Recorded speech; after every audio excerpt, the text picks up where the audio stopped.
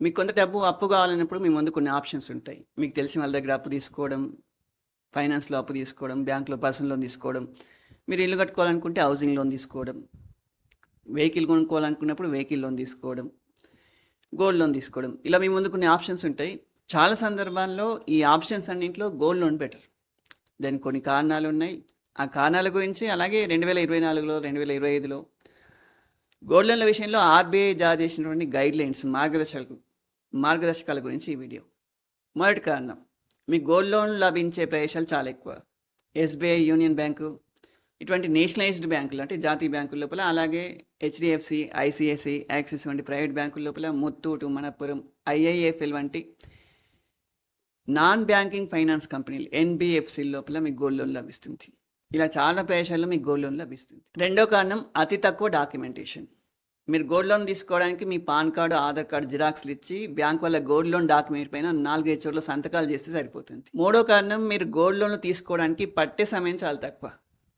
చాలా సందర్భాల్లో మీరు బ్యాంకులో అడుగుపెట్టిన తర్వాత 2-3 గంటల లోపే మీరు గోల్డ్ లోన్ తీసుకోవడం పూర్తవుతుంది. టీఏటీ, టర్న్ అరౌండ్ టైం, అంటే వినియోగదారుడు బ్యాంకులోకి అడుగుపెట్టిన తర్వాత పని పూర్తి చేసుకొని వెనక్కి తిరిగే టైము గోల్డ్ లోన్ల విషయంలో చాలా సందర్భాల్లో గంటలోపే ఉంటుంది. నాలుగవ కారణం, తక్కువ వడ్డీ.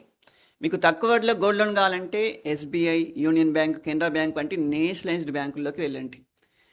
ఆ బ్యాంకులో ప్రస్తుతం గోల్డ్ లోన్ల పైన వడ్డీ రేటు 9% ఉంది. 9% అంటే 100 రూపాయలకు నెలకు 75 పైసల వడ్డీ అనమాట. ముత్తూట్, మనప్పురం, ఐఏఎఫ్ఎల్ లాంటి కంపెనీలో వడ్డీ 12% నుండి 24% దాకా ఉంది ప్రస్తుతం. ఆ కంపెనీలో రకరకాల గోల్డ్ స్కీమ్లు ఉంటాయి. మీరు ఏ గోల్డ్ లోన్ ఆప్షన్ ఎంచుకున్నా వడ్డీ రేటు మాత్రం ఎక్కువగానే ఉంటుంది. తక్కువ వడ్డీ రేట్లో మీకు గోల్డ్ లోన్ కావాలంటే మీరు జాతీయ బ్యాంకులకు వెళ్ళడమే బెటర్. కొన్ని బ్యాంకుల్లో మీరు మీ వ్యవసాయ భూమి పట్టాలను ఆధారంగా చూపిస్తే, అంటే వాటి జిరాక్స్ కాపీలు పెడితే గోల్డ్ లోన్ల పైన వడ్డీ రేటు 0.25% తగ్గుతుంది. అంటే ఉదాహరణకు వడ్డీ రేటు 9% ఉంటే 8.75% తగ్గుతుంది. దీన్ని అగ్రికల్చర్ గోల్డ్ లోన్ అంటారు. అంటే వ్యవసాయ అవసరాల కోసం వాడుకునే గోల్డ్ లోన్ అనమాట. ఐదవ కారణం, మీ గోల్డ్ లోన్ కోసం క్రెడిట్ స్కోరు, సిబిల్ స్కోర్ అవసరం లేదు. మీరు బ్యాంకులో పర్సనల్ లోన్ తీసుకోవాలనుకున్నా, హౌసింగ్ లోన్ తీసుకోవాలనుకున్నా, వెహికల్ లోన్ తీసుకోవాలనుకున్నా మీ క్రెడిట్ స్కోర్ బాగుండాలి, లేకపోతే లోన్ ఇవ్వరు. కానీ గోల్డ్ లోన్ల విషయంలో మీకు క్రెడిట్ స్కోర్ అవసరం లేదు. మీరు బ్యాంకులు, హౌసింగ్ ఫైనాన్స్ కంపెనీలు, గోల్డ్ లోన్ల కంపెనీలో మీరు తీసుకున్న అప్పులను సరిగ్గా తీర్చేశారా లేదా అన్నది మీ క్రెడిట్ స్కోర్. ఇది మీ పాన్ కార్డుకి లింక్ అయి ఉంటుంది.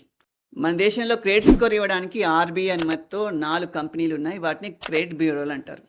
ఈ 4 కంపెనీల్లో సిబిల్ అంటే credit information bureau India limited, CIBIL అనే కంపెనీ ఇచ్చే క్రెడిట్ స్కోర్నే సిబిల్ స్కోర్ అంటారు. క్రెడిట్ స్కోర్ అనేది 3 అంకెల సంఖ్య. సాధారణంగా 300 నుండి 900 మధ్యలో ఉంటుంది.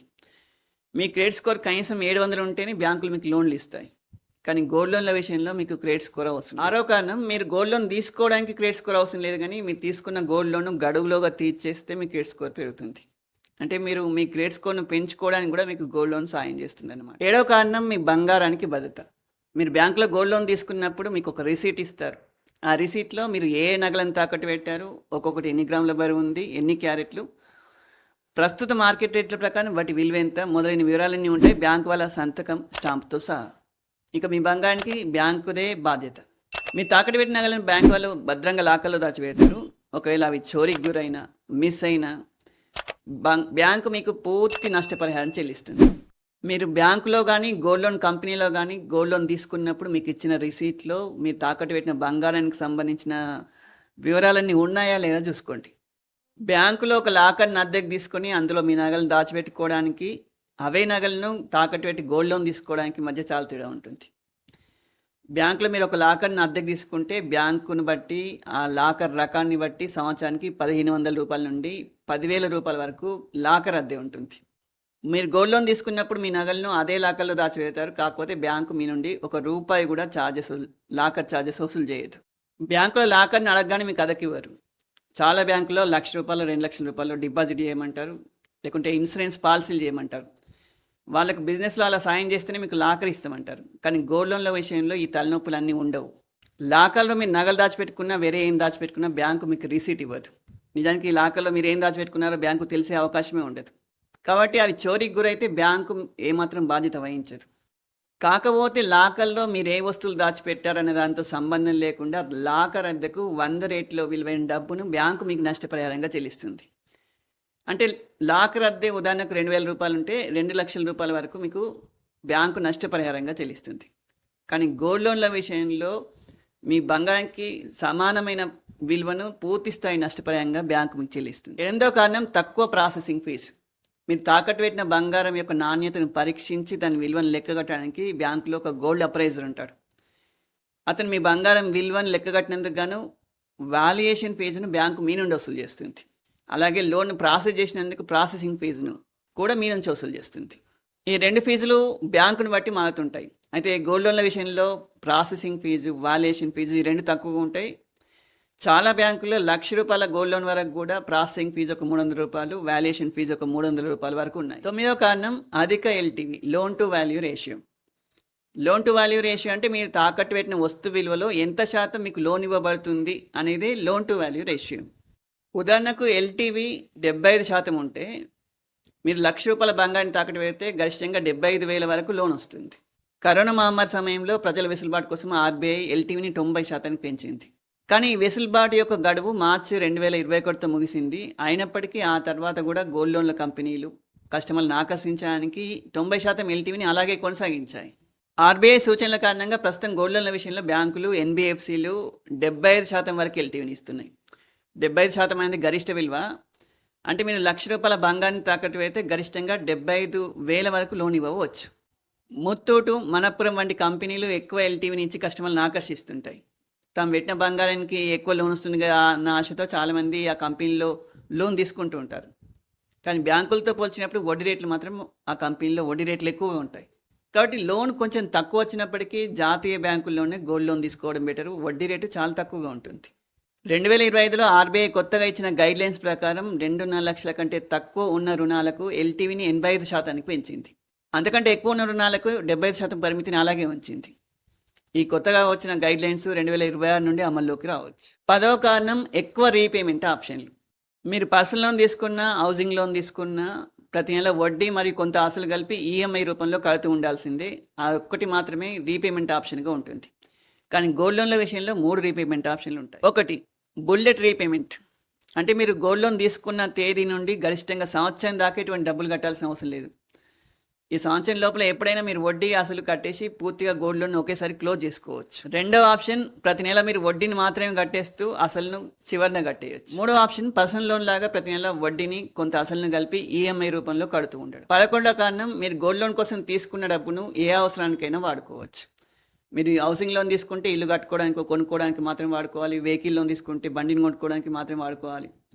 కానీ గోల్డ్ లోన్లో తీసుకున్న డబ్బును మీరు ఏ అవసరానికైనా వాడుకోవాలి. 12వ కారణం నేషనలైజ్డ్ బ్యాంకుల్లో గోల్డ్ లోన్ల విషయంలో ఎటువంటి ఫోర్క్లోజర్ ఛార్జెస్ ఉండవు. అంటే మీరు గడువుకు ముందే అప్పు తీసేస్తే బ్యాంక్ ఎటువంటి ఛార్జీలు వసూలు చేయదు. కానీ ప్రైవేట్ బ్యాంకుల్లో మాత్రం కొద్ది మొత్తంలో ఛార్జీలు వేస్తుంది. ఇవ్వండి బంగారం రుణాల వల్ల 12 లాభాలు. అయితే బంగారం ధరలు బాగా వేయడంతో గోల్డ్ లోన్ల విషయంలో చాలా అవకతవకలు జరుగుతున్నాయని, చాలామంది చోరీ బంగారాన్ని తాకట్టు పెడుతున్నారని, కొన్ని గోల్డ్ లోన్ల కంపెనీలో కొన్ని బ్రాంచుల్లో కస్టమర్లను మోసం చేస్తున్నారని, వీటన్నిటిని అరికట్టడానికి ఆర్బీఐ 2024 సంవత్సరంలో కొన్ని గైడ్లైన్స్, మార్గదర్శకాలను జారీ చేసింది.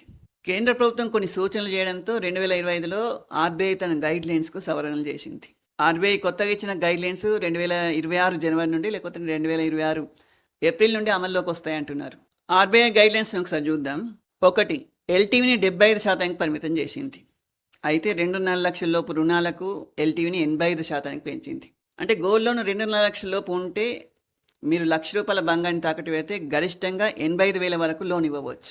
2.5 లక్షల నుండి 5 లక్షల వరకు 75%, 5 లక్షలు దాటితే 80%గా ఎల్టీవీని నిర్ణయించింది. 2 తాకట్టు బంగారం విలువను నిర్ణయించడానికి తాకట్టు పెట్టిన తేదీ కంటే ముందు 30 రోజుల్లో ఉన్న బంగారం సగటు ధరను, లేకుంటే తాకట్టు పెట్టే తేదీ కంటే ముందు రోజు ఉన్నటువంటి ముగింపు ధరను లెక్కలోకి తీసుకోవాలి.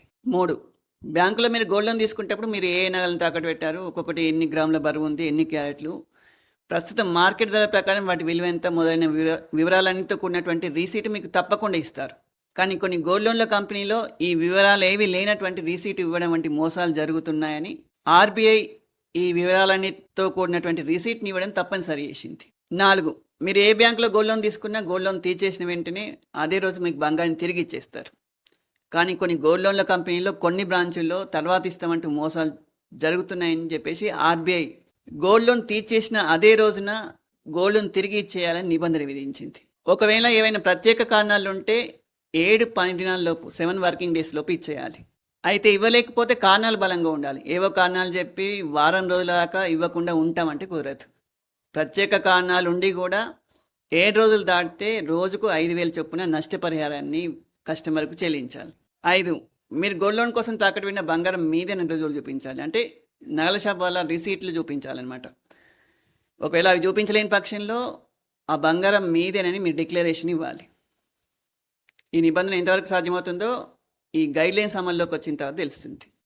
6 ఒక వ్యక్తి గరిష్టంగా 1 కిలోగ్రామ్ వరకు బంగారు నగలను, గరిష్టంగా 50 గ్రాముల వరకు గోల్డ్ కాయిన్స్‌ని తాకట్టు పెట్టొచ్చు.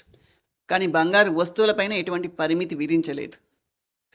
7 ఇక నుండి వెండి నగలు, వెండి కాయిన్‌లపైన కూడా లోన్ లభిస్తుంది. 92.5% స్వచ్ఛత కలిగిన వెండి నగలపైన లోన్లు ఇస్తారు. 8 ఒకవేళ కస్టమర్ గడువులుగా అప్పు తీర్చకపోతే తాకట్టు పెట్టిన బంగారాన్ని వేలం వేస్తే వేలం బంగారం యొక్క ప్రస్తుత మార్కెట్ ధరలో కనీసం 90% ఉండాలి. కస్టమర్ గోల్డ్ లోన్ కోసం చెల్లించాల్సిన మొత్తం కంటే ఎక్కువ డబ్బు వేలంలో వస్తే అదనంగా వచ్చిన డబ్బును వారం 10 దినాల లోపల కస్టమర్కి ఇచ్చేయాలి. ఇవ్వండి ఆర్బీఐ గైడ్లైన్స్.